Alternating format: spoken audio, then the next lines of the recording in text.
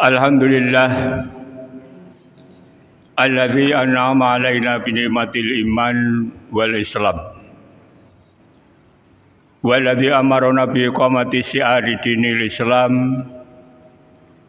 Asyhadu an la ilaha illallah wa asyhadu anna Muhammadan abduhu wa rasuluh. Allahumma fashalli wa sallim wa barik ala dan nabiyil karim wa ala alihi wa sahbihi ajma'in. Ayuhal hadirun rahimakumullah, ittaqullaha haqqa tuqatih wa la tamutunna illa wa antum muslimun. Faqala Rasulullah sallallahu alaihi wasallam, ittaqillaha haitsu ma kunta wa atbi sayyi'atal hasanata tamquha wa khaliqin nasa bi khuluqin hasanin. Sadaqallahul azim. Hadirin jamaah salat Jumat yang sangat dimuliakan oleh Allah. Di dalam kesempatan yang sangat mulia ini, pertama, marilah kita bersyukur kehadirat Allah Subhanahu wa taala atas segala nikmat dan karunia yang selalu diberikan Allah Subhanahu wa taala kepada kita. Sebagaimana yang kita rasakan bersama dan sebagaimana yang kita lihat bersama bahwa nikmat Allah Subhanahu wa taala yang kita terima ini sungguh luar biasa besarnya. Tidak terhitung jumlahnya dan tidak ada di antara kita ini yang siap menghitung. Dan itu semua oleh Allah Subhanahu wa taala ternyata diberikan kepada kita ini dengan cara yang gratis. Artinya apa? Oleh Allah tidak dipungut pajak. Oleh karena itu mudah-mudahan kita bersama-sama mampu memanfaatkan pemberian Allah Subhanahu wa taala yang luar biasa besarnya ini sesuai dengan keinginan dan kehendak Allah Subhanahu wa taala, yaitu sebagai sarana dan prasarana untuk selalu mendekatkan diri kepada Allah Subhanahu wa taala. Yang kedua, di dalam kesempatan yang sangat mulia ini, marilah kita sama-sama tingkatkan iman dan takwa kita kepada Allah Subhanahu wa taala. Karena apa? Karena iman dan takwa itu kunci segala-galanya. Allah Subhanahu wa taala akan menerima amal ibadat kita ini dengan landasan iman dan takwa yang kita miliki bersama. Allah Subhanahu wa taala akan memberi atau memasukkan kita ke tempat yang mulia di sisi Allah Subhanahu wa taala. Itu tidak ada lain landasannya adalah iman dan takwa kepada Allah Subhanahu wa taala. Oleh karena itu para jamaah sekalian, mudah-mudahan Jumat demi Jumat yang selalu kita hadiri di masjid manapun kiranya akan mampu meningkatkan kualitas iman dan takwa kita kepada Allah Subhanahu wa taala, sehingga semakin hari maka keislaman kita semakin sempurna di sisi Allah Subhanahu wa taala. Hadirin terhormat, di dalam kesempatan yang sangat mulia ini saya ingin sampaikan sebuah firman Allah yang tercantum di dalam Al-Quran, surat Al-Baqarah ayat yang ke-208. Di dalam surat dan ayat itu Allah Subhanahu wa taala berfirman, a'udzubillahi minasyaitonirrajim. Ya ayyuhalladzina amanu dkhulu fis-silmi kafah wa la tattabi'u khutuwatis syaitan innahu lakum aduwwum mubin. Ayat ini para jamaah sekalian mengisyaratkan kepada kita semua bahwa di dalam berislam ini hendaknya berislamlah secara kafah, berislamlah secara utuh. Landasannya adalah Al-Quran dan hadis. Oleh karena itu, kalau kita ingin menjadi seorang muslim yang kafah, seorang muslim yang sempurna di hadapan Allah Subhanahu wa taala, maka banyak-banyaklah mengkaji Al-Quran, banyak-banyaklah mengkaji Al-Hadis. Dengan mengkaji dua hal ini insya Allah lambat ataupun cepat maka keberadaan keislaman kita ini semakin hari akan sempurna di hadapan Allah Subhanahu wa taala. Dan yang kedua, jangan sekali-kali kita ini di dalam rangka melaksanakan ajaran Islam ini setengah-setengah. Karena siapa yang di dalam rangka melaksanakan ajaran ini setengah-setengah, maka secara tidak sadar orang tersebut telah masuk perangkap syaitan. Innahu lakum aduwwum mubin. Setan itu adalah musuh kita yang paling nyata. Oleh karena itu kita harus berhindar, kita harus berusaha bagaimana setiap hari kita harus bisa membaca Al-Quran, mengkaji Al-Quran, mentelaah Al-Quran dan Al-Hadis. Sehingga setan tidak akan mampu mengganggu keberadaan orang yang senantiasa mengkaji Quran dan Al-Hadis.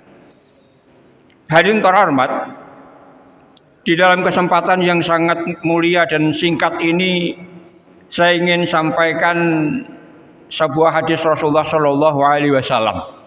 Kata Nabi, Islam itu dibangun dan ditegakkan di atas 5 kerangka landasan. Salah satu ditinggalkan, maka eksistensi keislaman kita di hadapan Allah Subhanahu wa taala cacat.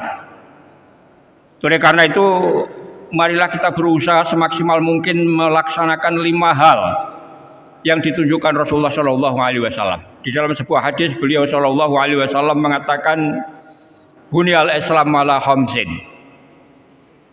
Syahadati an la ilaha illallah wa anna Muhammadur Rasulullah. Wa iqamis shalah wa ita'iz zakah wa siyam Ramadan wa hajjil bait. Rawahu Muslim. Yang pertama adalah mengucapkan 2 kalimat syahadat. Hadirin terhormat, siapa yang sudah mampu mengucapkan 2 kalimat syahadat, itu satu pertanda dia telah mendapatkan hidayah dari Allah Subhanahu wa taala. Karena apa? Sekalipun 2 kalimat syahadat ini kalau kita ucapkan, kalau kita baca tidak terlalu banyak waktu dan pendek sekali, tapi tidak ada satupun yang mampu memaksa. Ya, tidak ada satupun yang bisa memaksa. Karena itu adalah merupakan hidayah dari Allah Subhanahu wa taala. Jangankan hanya sekedar kita. Rasulullah Shallallahu Alaihi Wasallam saja tidak mampu memaksa seseorang untuk mengucapkan 2 kalimat syahadat. Tidak mampu memaksa seseorang untuk sekedar mengucapkan kalimat la ilaha illallah Muhammadur Rasulullah. Karena itulah para jamaah sekalian, setelah kita bersama-sama ini diberi hidayah oleh Allah Subhanahu wa taala mampu mengucapkan 2 kalimat syahadat, mari kita jaga 2 kalimat syahadat ini. Jangan sampai kita kembali kafir. Sebagaimana yang diamanatkan Rasulullah Shallallahu Alaihi Wasallam kepada ratusan ribu kaum muslimin yang menunaikan ibadah haji wada pada waktu itu. Nabi berpesan, ala la ta'udu ba'di kafaron yadribu ba'dukum riqaba ba'd. Hai segenap kaum muslimin, janganlah kalian semua ini kembali kafir sesudah kalian mengucapkan 2 kalimat syahadat, yaitu saling bunuh membunuh di antara satu dengan yang lainnya. Karena itu sekali lagi para jamaah sekalian, mari 2 kalimat syahadat ini kita jaga dengan sebaik-baiknya. Hadirin yang terhormat, Rasulullah Shallallahu Alaihi Wasallam punya seorang paman yang bernama Abu Thalib. Di mana Abu Thalib ini adalah tokoh kafir Quraisy. Orangnya tinggi besar, orangnya berwibawa, orangnya disegani, orangnya kaya raya. Ya, tetapi posisinya sebagai orang kafir. Namun sekalipun dia ini orang kafir, membantu perjuangan Rasulullah Shallallahu Alaihi Wasallam luar biasa gigihnya. Ya, untuk kita nggak ada segininya. Sangat luar biasa yang dilakukan oleh Abu Thalib terhadap perjuangan Islam. Melihat kondisi yang seperti inilah para jamaah sekalian, Rasulullah Shallallahu Alaihi Wasallam berpikir, ya, merenung, ya, berusaha bagaimana supaya paman ini bisa dan mau mengucapkan kalimat la ilaha illallah. Karena kalau paman tetap tidak mau mengucapkan dan tidak bisa mengucapkan kalimat la ilaha illallah, maka seluruh usaha yang dia lakukan demikian besar membantu perjuangan Islam di sisi Allah Subhanahu wa taala akan ditolak oleh Allah Subhanahu wa taala. Karena itu para jamaah sekalian, Setelah waktu itu dianggap pas oleh Rasulullah Shallallahu Alaihi Wasallam, maka dicobanya berdialog dengan paman. Kata Nabi, wahai paman, tolong ucapkan kalimat la ilaha illallah. Aku yang akan menjadi saksi di hadapan Allah Subhanahu wa taala bahwa paman adalah sebagai seorang muslim. Apa kata paman? Wahai Muhammad, Islam itu agama yang benar. Terus dakwahkan. Siapa yang ketika engkau berdakwah ada yang ngerecokin, ada yang ganggu, enggak usah kau yang maju, wahai Muhammad. Yang akan maju adalah paman. Yang akan menghabisi semuanya adalah paman. Tetapi biarlah paman mengikuti agama nenek moyang, yaitu menyembah berhala. Dan itu dilakukan sampai mati. Hadirin terhormat, melihat kondisi yang seperti ini, Rasulullah Shallallahu Alaihi Wasallam tambah sedih dan sedih. Karena apa? Karena dibalik kesedihan Rasulullah Shallallahu Alaihi Wasallam, beliau seorang nabi dan rasul bisa membayangkan bahwa paman ini akan mendapatkan siksa yang luar biasa besarnya dari Allah Subhanahu wa taala. Kata Nabi, ibarat paman ini pakai terompah dan paman ini berdiri di atas bara api sampai otak paman ini mendidih, dan itu adalah merupakan siksa yang paling ringan yang akan diterima oleh paman. Akhirnya Rasulullah Shallallahu Alaihi Wasallam berusaha untuk berdoa kepada Allah, bermunajat kepada Allah, minta kepada Allah supaya Allah berkenan mengampuni segala dosa dan kesalahan pamannya. Di saat Rasulullah Shallallahu Alaihi Wasallam berdoa inilah para jemaah sekalian, turunlah ayat yaitu yang tercantum di dalam Al-Quran surat At-Taubat 113. Maka nali nabi walladzina amanu ayyastaghfiru lil musyrikin walau kanu uli qurbah. Gak pantas, gak boleh seorang nabi dan orang yang beriman itu mendoakan orang musyrik walau kanu uli qurbah, sekalipun dia keluarga dekatmu, sekalipun itu saudara kandungmu, sekalipun itu orang yang mau memperjuangkan Islam, sekalipun itu kedua orang tuamu, maka dilarang yang seperti itu. Ya. Berdasarkan ayat ini para jemaah sekalian, maka jelas bahwa Islam itu tegas. Kalau iya iya, kalau tidak ya tidak. Karena siapa yang siap untuk melaksanakan perintah Allah Subhanahu wa taala ada tempatnya tersendiri. Siapa yang enggan melaksanakan perintah Allah Subhanahu wa taala ada tempatnya sendiri. Kata Allah, la yastawi ashabun nari wa ashabul jannah. Ashabul jannati humul faizun. Orang yang berada di neraka itu, kata Allah, tidak sama dengan orang yang berada di surga. Orang yang berada di neraka itu adalah orang yang tidak mau melaksanakan perintah Allah Subhanahu wa taala, tidak taat kepada Allah Subhanahu wa taala. Tetapi orang yang berada di surga itu adalah orang yang taat melaksanakan apa yang diperintahkan oleh Allah Subhanahu wa taala. Oleh karena itu mudah-mudahan kita yang hadir di dalam majelis ini termasuk hamba Allah yang taat melaksanakan perintah Allah Subhanahu wa taala, sehingga ketika kita kembali menghadap Allah Subhanahu wa taala, kita akan ditempatkan pada tempat yang mulia di sisi Allah Subhanahu wa taala. Itu yang pertama.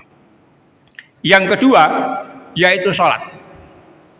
Hadirin terhormat, kalau Rasulullah Shallallahu Alaihi Wasallam menempatkan posisi sholat di dalam hadis ini, bukan berarti secara kebetulan, tetapi benar-benar diilhami oleh wahyu. Karena apa? Rasulullah Shallallahu Alaihi Wasallam adalah seorang nabi dan rasul yang tidak pernah berucap, yang tidak pernah bertingkah, yang tidak pernah berbuat kecuali ucapannya, perbuatannya, tingkahnya diilhami oleh wahyu. Karena khuluqul Quran, akhlak Rasulullah itu, budi pekerti Rasulullah Shallallahu Alaihi Wasallam itu tidak ada lain kecuali Quran.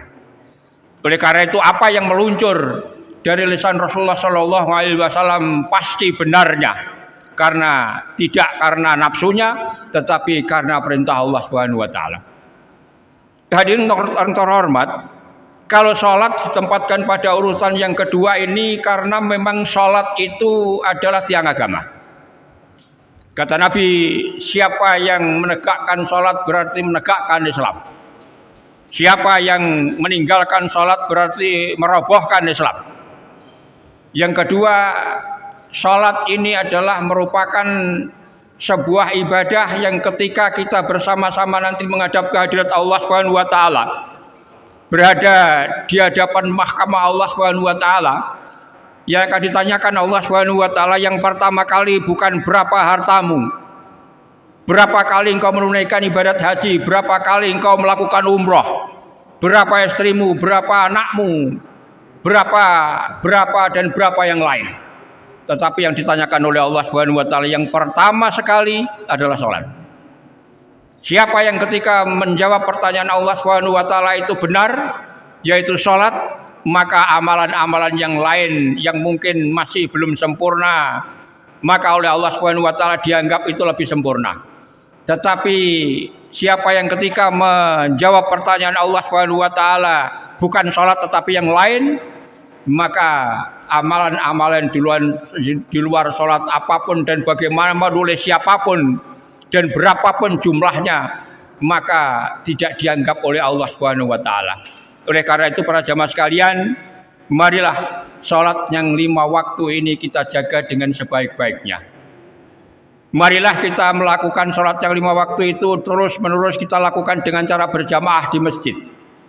Masjid kita ini para jamaah sekalian indah, besar dan bagus. Untuk mewujudkan tempat ibadat yang seperti ini tidak gampang.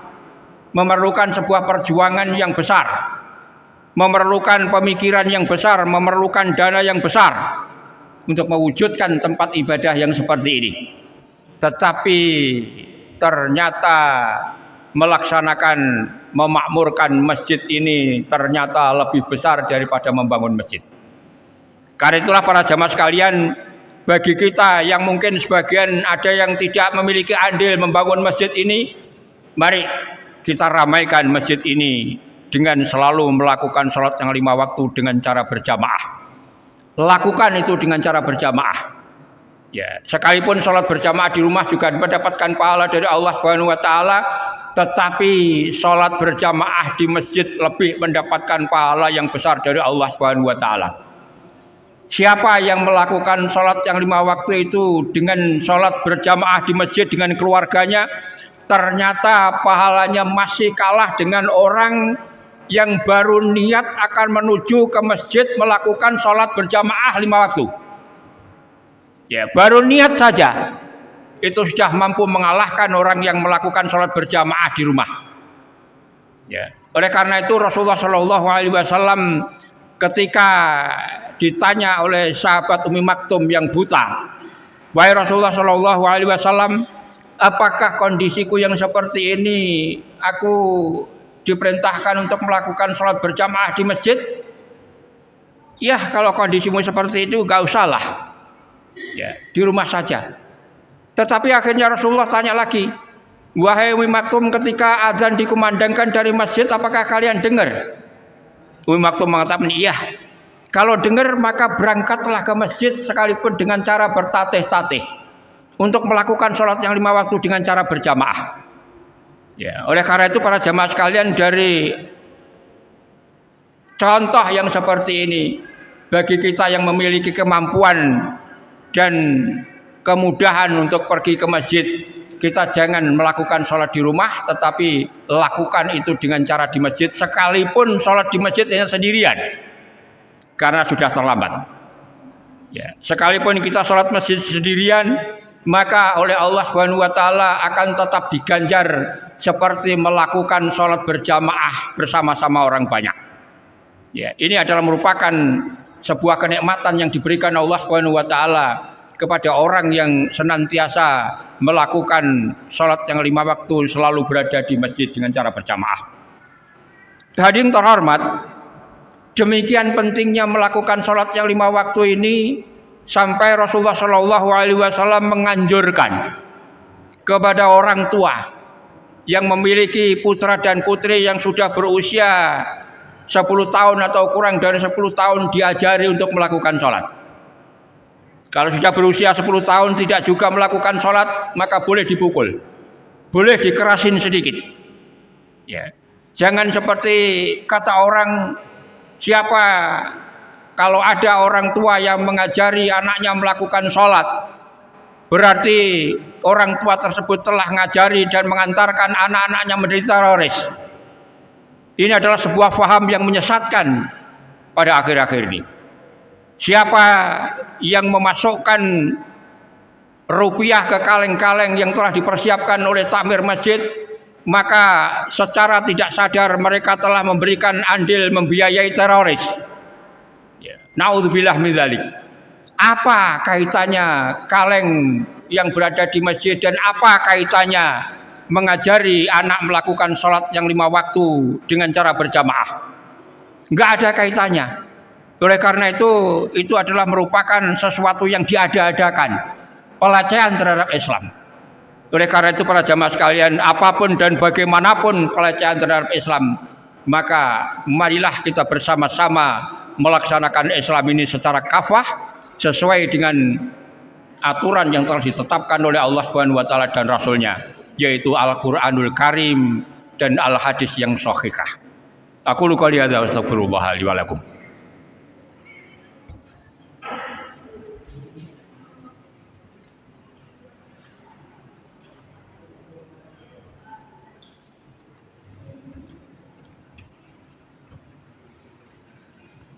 Alhamdulillahil wahidil qahar, al-azizul jabbar, al-malikul haqqul mubin. Asyhadu an la ilaha illallah wa asyhadu anna Muhammadan abduhu wa rasuluh. Allahumma shalli wa sallim wa barik ala dan nabiyil karim wa ala alihi wa sahbihi ajmain. Ayuhal hadirun rahimakumullah, ittaqullaha haqqa tuqatih wa la tamutunna illa wa antum muslimun. Hadirin jamaah salat Jumat yang sangat dimuliakan oleh Allah Subhanahu wa taala, yang nomor 3 yaitu mengeluarkan zakat. Hadirin terhormat, di dalam Al-Qur'an Allah Subhanahu wa taala banyak memberitahu kepada kita.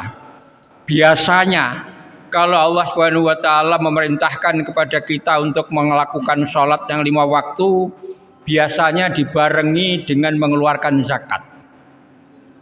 Ya, dengan mengeluarkan sedekah, infak, sedekah dan sebagainya. Ya. Artinya hablum minallah itu harus dibarengi dengan hablum minan nas. Kebaikan dengan Allah Subhanahu wa taala itu juga dibarengi dengan kebaikan kepada sesama manusia. Ya. Kalau kita hanya baik kepada Allah Subhanahu wa taala sedangkan dengan sesama manusia tidak baik, maka Allah Subhanahu wa taala ternyata menolak amal ibadah kita. Di dalam Al-Qur'an surat Al-Maun satu misal, Allah Subhanahu wa taala memberitahu kepada kita, ara'aital ladzi yukadzibu biddin fadzalikal ladzi yad'ul yatim wa la yahuddu 'ala ta'amil miskin fawailul lil musallin alladzina hum an salatihim sahun. Al-ayah. Kata Allah, tahukah kamu orang yang mendustakan agama Allah? Di dalam surat dan ayat ini Allah Subhanahu wa taala memberitahu kepada kita bahwa pendusta agama itu bukan orang yang tidak melakukan sholat. Ya, tetapi di dalam surat dan ayat ini ternyata Allah Subhanahu wa taala mengkritik habis-habisan, mencela habis-habisan orang yang telah memiliki kemampuan untuk melakukan sholat tetapi mereka tidak memiliki kepedulian kepada sesamanya. Kata Allah, fawailul lil musallin alladzina hum an salatihim sahun. Neraka wel tempatmu wahai orang yang melakukan sholat, karena kau tidak memiliki kepekaan sosial terhadap sesamamu. Ada anak yatim kau biarkan, ada orang miskin kau biarkan, padahal kau mampu untuk menolong mereka. Karena itu para jamaah sekalian, marilah kita yang oleh Allah Subhanahu wa taala dititipi harta rezeki yang banyak, mari anak-anak yatim, orang-orang miskin yang berada di sekitar kita, kita santuni, kita perbaiki, kita bantu supaya mereka bisa menikmati kehidupan di dunia yang sekali dan sementara. Kemudian yang keempat para jamaah sekalian, yaitu puasa Ramadan. Hadirin terhormat, insya Allah pada minggu ketiga bulan Maret nanti ternyata kita sudah memasuki Ramadan 1440 Hijriah. Mungkin di antara kita nggak pernah berpikir sampai ke sana. Ya, tetapi sebagian takmir masjid ternyata sudah banyak yang meminta jadwal untuk ceramah Ramadan. Padahal pasti masih pada bulan Maret nanti, pada minggu yang ketiga 1 Ramadan itu tiba. Puasa Ramadan adalah merupakan perintah wajib dari Allah SWT sekali seumur hidup, yaitu selama bulan Ramadan dan selama 1 bulan. Kadang-kadang 29, kadang-kadang 30 hari. Enggak ada ceritanya puasa Ramadan 31 dan tidak ada ceritanya puasa Ramadan 28. Kisarannya 29 dan 30 hari. Oleh karena itu para jamaah sekalian, mudah-mudahan Allah SWT berkenan memanjangkan umur kita sehingga sampai kepada Ramadan 2 atau 3 bulan yang akan datang, sehingga kita bisa melaksanakan ibadah di bulan yang penuh berkah itu dengan cara yang nyaman, dengan cara yang istiqomah, dengan cara yang khusyuk. Karena dengan cara yang demikian ini Allah SWT akan berkenan menerimanya. Kemudian yang terakhir para jemaah sekalian, yaitu ibadah haji. Hadirin terhormat, Rasulullah SAW domisilinya di Mekah dan di Madinah. Tetapi ternyata beliau telah memberikan contoh yang bagus kepada kita. Contoh yang bagus buat umat Islam di Indonesia yang mayoritas di seluruh penjuru dunia. Yaitu beliau hanya sekali menunaikan ibadat haji yang terkenal dengan ibadah haji wada. Dan beliau 4 kali melakukan umrah. Ya, jadi sekali menunaikan ibadat haji, 4 kali beliau melakukan umrah. Barangkali hal ini dicontoh oleh kaum muslimin, oleh pemerintah Republik Indonesia yang mayoritas umat Islam, hanya memberikan kesempatan kepada kaum muslimin sekali berhaji, maka tidak akan terjadi penumpukan, tidak akan terjadi waiting list seperti yang kita laksanakan, kita lihat sekarang ini. Penumpukan calon-calon ibadah haji yang demikian banyak jumlahnya, yang semuanya telah mengumpulkan dana yang cukup besar, bukan hanya miliaran tapi triliunan. Pertanyaannya para jamaah sekalian, dikemanakan triliunan rupiah orang yang akan menunaikan ibadat haji? Apakah pemerintah mampu melaksanakan dan mengamankan triliunan rupiah itu tidak dipergunakan untuk jalan yang lain? Apa khusus untuk orang yang ibadah haji? Ya, dampak positifnya ternyata lebih kecil daripada dampak negatifnya. Dampak negatifnya selalu tambah begitu besar, tapi dampak positifnya sangat kecil sekali. Karena itu para jamaah sekalian, ke depan mudah-mudahan pemerintah kita ini sadar bahwa penumpukan ibadah haji itu adalah sesuatu yang tidak dibenarkan dan tidak menguntungkan kepada siapa saja. Dan bagi saudara-saudara sekalian yang sudah menunaikan ibadat haji sekali, maka barangkali saudara kepingin mendapatkan pahala seperti berhaji, cukup kalau ikhlas berikan dana itu kepada orang yang belum berhaji untuk menunaikan ibadat haji. Maka saudara akan mendapatkan pahala seperti pahala orang yang berhaji tanpa mengurangi sedikit pun. Siapa yang ingin melakukan umrah dan memberikan kepada orang lain padahal dia sudah berkali-kali umrah, maka dia pun juga akan mendapatkan pahala sebesar orang yang diperintahkan atau diberi dana untuk melakukan umrah tanpa dikurangi sedikit pun. Inilah para jamaah sekalian penjelasan yang disampaikan oleh Rasulullah SAW kepada kita ini. Mudah-mudahan Jumat demi Jumat yang selalu kita lakukan dan kita hadiri di masjid manapun, kiranya akan mampu meningkatkan kualitas iman dan takwa kita kepada Allah Subhanahu wa taala.